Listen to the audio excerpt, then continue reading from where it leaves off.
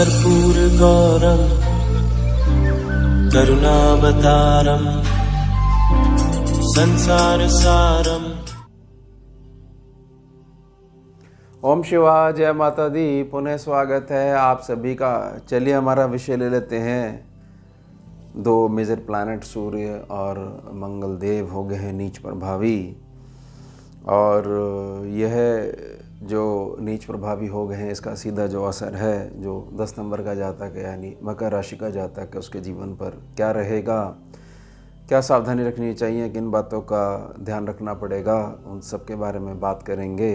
पहले ये जो नीच प्रभावी काल है इसको समझ लेते हैं दोनों ग्रहों के लिए। सूर्यदेव 16 अक्टूबर 2024 दिन रहेगा सोमवार, प्रातः 7:52 तक कन्या राशि 6 नंबर में बने रहेंगे। इसके पश्चात तुला राशि 7 नंबर में प्रवेश करेंगे। शुक्र का साइन है 7। यहाँ पर सूर्यदेव नीच प्रभावी के हो जाएंगे एंटर करते ही। यहाँ पर सूर्यदेव 16 नवंबर 2024 दिन रहेगा शनिवार, प्रातः 7:41 तक बने ही रहेंगे। मंगल देव 20 अक्टूबर 2024 दिन रहेगा रविवार, दोपहर में 2:46 पर कर्क राशि में प्रवेश करेंगे, और प्रवेश करते ही चंद्रमा के साइन में प्रवेश करते ही नीच प्रभावी हो जाएंगे। अब इसका सीधा असर जो है मकर राशि कर जाता है कि उसके जीवन पर क्या पड़ेगा। ये ध्यान रखिएगा कि अगले वर्ष जो है 7.5 से हमेशा के लिए मुक्ति मिल जाएगी। थोड़ा सा है अभी जो 3 महीने हैं, थोड़े से आप ये कह सकते हो कि जाते हुए जो 3 महीने हैं उसमें थोड़ा बहुत संघर्ष देखने को मिल सकता है, लेकिन संघर्ष जो है ये बनाने के लिए होगा।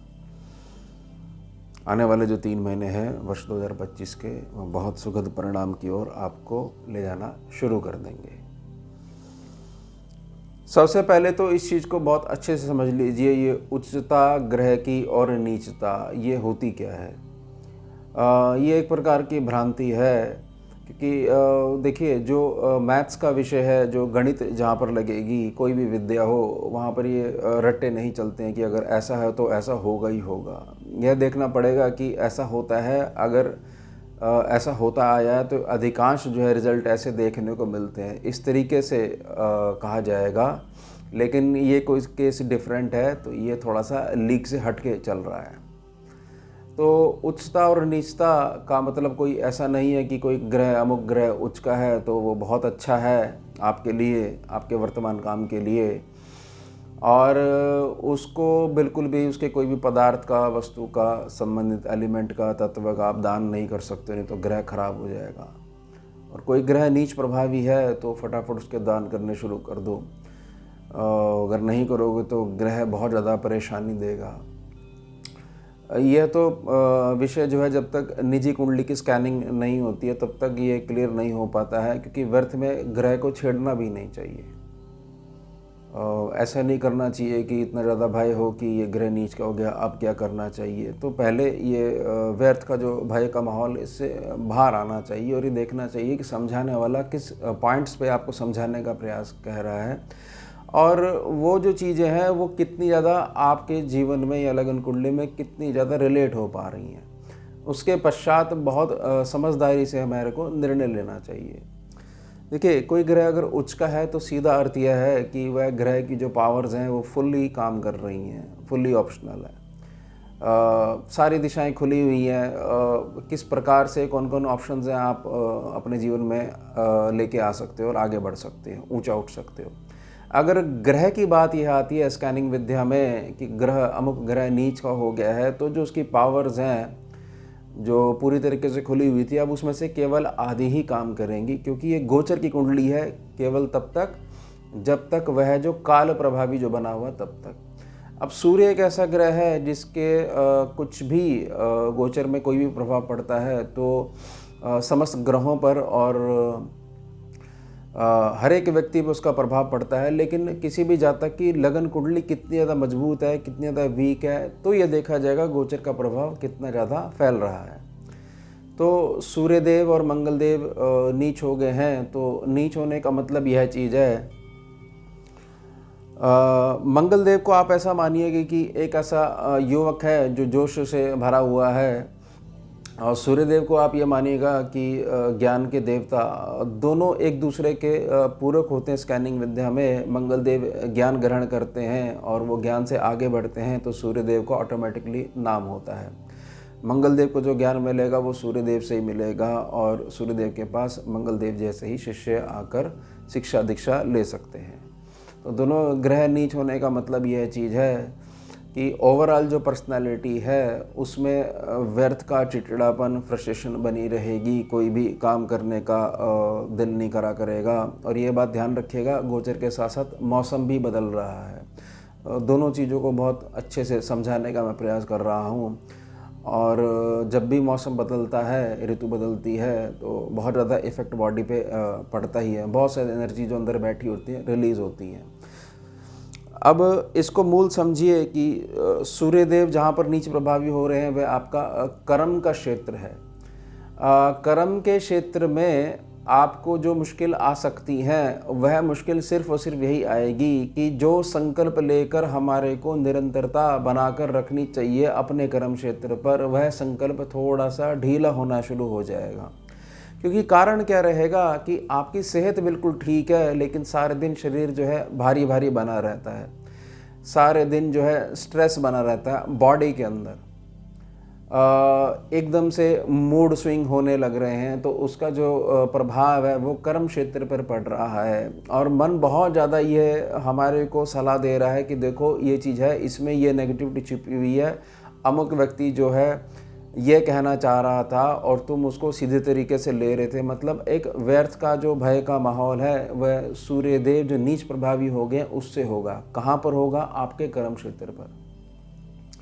यह वाला काम तुमने तब शुरू करा था, देखो अगर तुमने ध्यान दिया हो कि इसमें तुमने जो है बहुत धन नहीं कमाया है, अच्छा होता कि उस समय तुम ये वाली लाइन चुन लेते। देखो अमुक अमुक जो है बच्चे जो हैं इस लाइन में निकल गए हैं या इस व्यापार में निकल गए हैं। तो एक ये लगा लीजिए कि एक दोहरा मापदंड जो है मार्गों का मानसिक रूप से आकर खड़ा हो जाएगा। कहाँ पर खड़ा हो जाएगा? आपके कर्म क्षेत्र पर।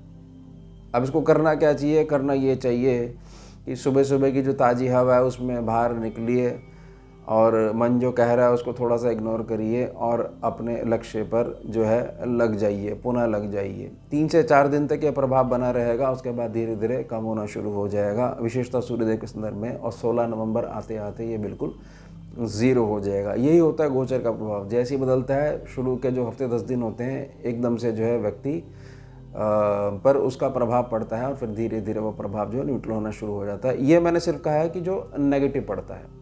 पॉजिटिव पड़ रहा है वो तो भगवान कृपा करे बना ही रहे, बाद में भी बना रहे। तो अब यहाँ पर ये समझ में लेना चाहिए कि मंगल देव एक ऐसे ग्रह हैं कि जहाँ पर दृष्टि पड़ रही है, उनकी चौथी दृष्टि जो पड़ रही है सूर्य देव के ऊपर पड़ रही है, अब उनको हर हाल में प्रोटेक्शन देंगे। तो सूर्यदेव के पास जो पावर जो आधी हो गई है 16 नवंबर तक, उसमें जो बाहर से लॉसेस हो सकते हैं उसके लिए मंगलदेव उनको सीधी दृष्टि से देख रहे हैं, चौथी दृष्टि से देख रहे हैं, तो वहाँ पर उनको बेनिफिट देना शुरू कर देंगे। और ये हमेशा बात याद रखिएगा कि मंगलदेव अगर संकल्प पथ पे चलना शुरू कर देते हैं तो सारे जो पापी ग्रह हैं या टेढ़े ग्रह हैं वो बिल्कुल सामने नहीं आते। मंगलदेव का इतना भय है, अगर मंगलदेव को धुन चढ़ गई तो कोई आगे नहीं आता है। तो यह मान के चलिएगा कि जो प्रभाव जो पड़ेंगे वो बहुत ज़्यादा मानसिक पड़ेंगे और बहुत ज़्यादा स्ट्रेस जो है वह रहेगा एक दोहरी मानसिकता में कि कुछ नहीं होने वाला, अब ऐसे ही समय चला जाएगा और घूम फिर के फिर ये आ जाएगा कि 7.5 ने बिल्कुल हमारे को ऐसा कर दिया, अगले वर्ष जा रही है लेकिन हमें नहीं लगता कुछ हो पाएगा। ये सब चीज़ें हो जाएंगी क्योंकि जो पावर हाउस है उसकी पावर आधी रह गई है बस। लेकिन इसको पॉजिटिव एटीट्यूड के साथ लेंगे, थोड़ा सा ध्यान करेंगे, साधना करेंगे, थोड़ा सा मौन धारण करेंगे तो ये 3-4 दिन के बाद ये धीरे धीरे चीज़ न्यूट्रल होना शुरू हो जाएगी। अब मंगलदेव के ऊपर बात कर लेते हैं। इनकी 3 प्रमुख दृष्टियाँ हैं और चौथी दृष्टि तो उसको प्रोटेक्ट करेगी ही करेगी। और 7वीं और 8वीं जो दृष्टि पड़ रही है वह लगन भाव पे पड़ रही है और 2nd हाउस पे पड़ रही है। आने वाले भविष्य में ख़ास तौर से जब ये 29 मार्च 2025 का समय है, जब शनिदेव आगे मूव कर जाएंगे मीन राशि में, यानी 7.5 से आप मुक्त हो जाओगे। तो आने वाला समय ऐसा है कि संभवतः आप वह बच्चे हो सकते हैं अपने घर में, अपने कुटुंब में, जो अपने कुटुंब के नाम को बहुत ज़्यादा आगे लेके जाएगा। यानी कि अगले वर्ष जो मार्च का जो महीना है, यह जब जैसे ही ख़त्म होगा तो बहुत सारी नई उपलब्धियां आपके मार्ग में आना शुरू कर देंगी। अब जैसे जैसे आप उसको ग्रैब करते जाओगे, कैप्चर करते जाओगे और उसके बेनिफिट को अपनाते हुए आगे बढ़ना और ऊंचा उठना शुरू कर दोगे, तो आने वाला भविष्य उत्तम है। लेकिन इस बात को समझिएगा कि यहाँ पर मंगल नीच की दृष्टि पड़ रही है। तो जो काम में अगर आपको यह लगता है कि मेरे को बहुत ज़्यादा ज़ोर लगाना पड़ रहा है और उससे मेरा जो पहले से जो काम चलता हुआ आ रहा है वो डिस्टर्ब हो रहा है, तो वहाँ पर थोड़ा सा न्यूट्रल हो जाइएगा, थोड़ा सा बड़प्पन का सहारा लीजिएगा, क्योंकि आने वाला समय बिल्कुल बेटर है आपका, बहुत अच्छा है, बहुत बेस्ट तरीके से निकलेगा। और एक प्रकार से उस अनुभव को काम करिएगा कि जो 7.5 काल के दौरान आपको मिला है, ध्यान रखिएगा। और इस प्रकार का माहौल भी हो सकता है कि जिनके घर में कुछ इस प्रकार की स्थिति हो कि आपके अपने घर वाले हैं, घर वाले का मतलब मैं प्रत्यक्ष परिवार की बात नहीं कर रहा हूँ, मैं कुटुंब की बात कर रहा हूँ, थोड़ा बहुत पैसों का लेन देन हो और वहाँ से लगातार जवाब इस प्रकार के मिल रहे हों कि अभी हमारे पास नहीं है, या कोई ज़मीन का इश्यू हो। कई बार ऐसा हो जाता है कि उनके नाम रजिस्ट्री करवा दी थी, हमने इतने पैसे दिए थे। ये छोटे मोटे इशू हैं, ये सामने निकल के आएंगे और इनको लेकर यह थोड़ा सा मानसिक रूप से परेशानी बनी रह सकती है। इसको थोड़ा सा अवॉइड करिएगा, क्योंकि अगले साल ये चीज़ें सारी धीरे धीरे आपके पक्ष में आएंगी ही आएंगी, ये ध्यान रखिएगा। अब जो इस बात को समझिए कि मंगल देव जब लगन को देख रहे हैं तो वह जातक, वह योद्धा तैयार करेंगे आने वाले समय में।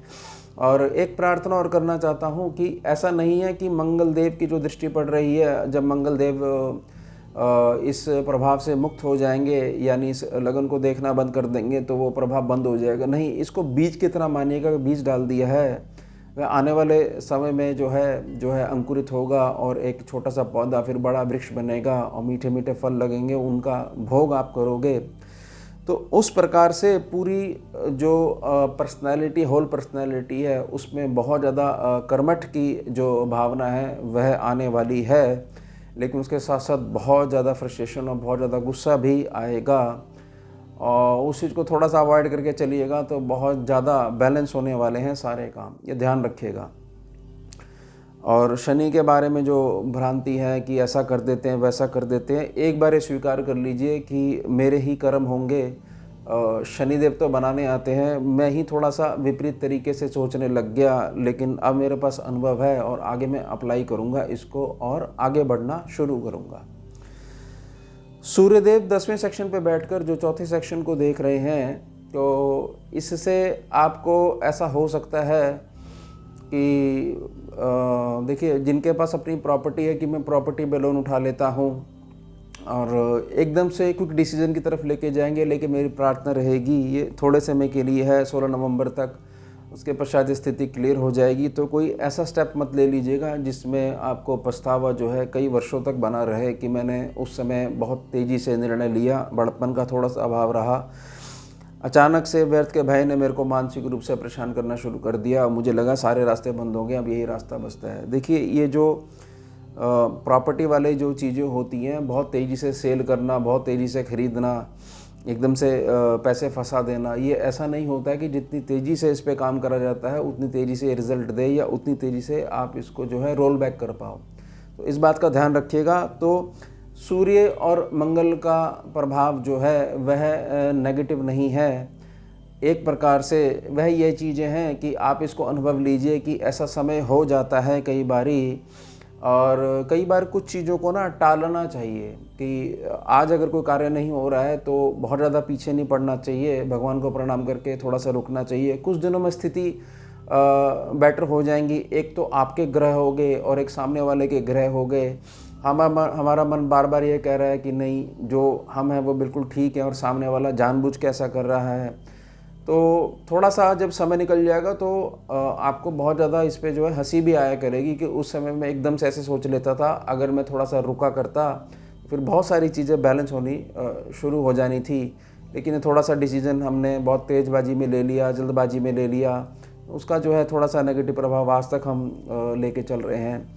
तो कुल मिला के यह जो सूर्य और मंगल देव के नीच का प्रभाव है, यह नीच के प्रभाव में थोड़ा सा आप बड़प्पन से कार्य लेंगे, थोड़ा सा समृद्ध सोच रखेंगे और थोड़ा सा बचने का प्रयास करेंगे व्यर्थ में कड़वा बोलने से, कटु वचन बोलने से, और थोड़ा सा समय देंगे सामने वाले को भी, अपने आप को भी। तो ये थोड़ा सा समय है, ये बिल्कुल आपके लिए क्लियर हो जाएगा। और याद रखिएगा जो मैंने शुरू में ही प्रार्थना करी कि अब आप इससे मुक्त होने वाले हैं, ये 7.5 साल का जो प्रभाव है इससे मुक्त होने वाले हैं। तो जाते हुए समय में हमारे को गलती नहीं करनी है, जिससे आने वाले समय में हमारे को थोड़ा सा 2 बार सोचना पड़े हर बारी। तो अभी मैं प्रार्थना कर रहा हूँ, थोड़ा सा बड़प्पन से काम लीजिएगा और ये बिल्कुल चीज़ें आपकी ठीक है, न्यूट्रल होने वाली हैं। तो ये हो गया हमारा उत्तम विषय। अब मिलते हैं आपसे अगले भाग में नए विषय के साथ। जुड़िए और जोड़िए। ओम शिवा, जय माता। भुजगेन्द्रहारं कर्पूरगौरं करुणावतारं